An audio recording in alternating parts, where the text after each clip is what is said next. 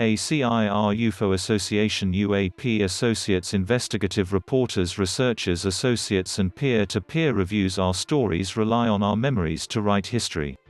I came to this planet December 26, 1951. My first memory of someone who could be seen by me but not my mother is one who educated me at 2 years in my room. I gave him a name of Cleo or Leo, or two different beings. This was a small being, and I still have memories of this as I was trained to learn. This became a way of life. I was taken up 1954, and thanks to the memory, I can say it was my first out-of-body experience.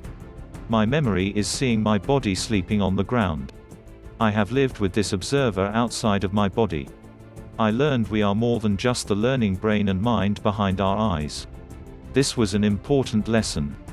In 1957, the Russian Sputnik came over us, and me and my family stood out in the street along with neighbors to see it.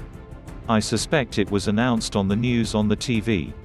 While in the second grade, one contracted hepatitis A. The infectious disease control people did not know how I got it.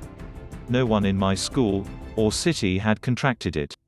I died and saw angels during the blood cleaning when I had turned yellow. The hospital in Monroe, Louisiana did bring up from New Orleans, Louisiana, one of the first dialysis machines. I returned but saw two angels with a message that I would live and learn and do great things. I then willed my family to take me to White Sands, New Mexico. I campaigned over a year. The whole time I could not walk due to weakness. My mother was against the car travel over Route 66. No interstate then. My grandmother finally asked my uncle and aunt to take me in their car, and she would go and chaperone me on my quest. My uncle called his family in New Mexico so we could stay with his Indian family on the reservation. I went to White Sands and met my uncle, who worked at Los Alamos. He took us all to White Sands Missile Range.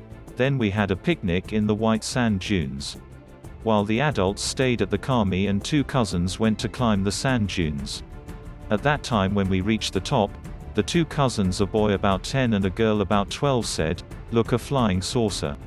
It flew overhead, and just as it crested the top of our dune overhead as it passed, it put the two cousins to sleep. I was left to go down the dune to the other side alone.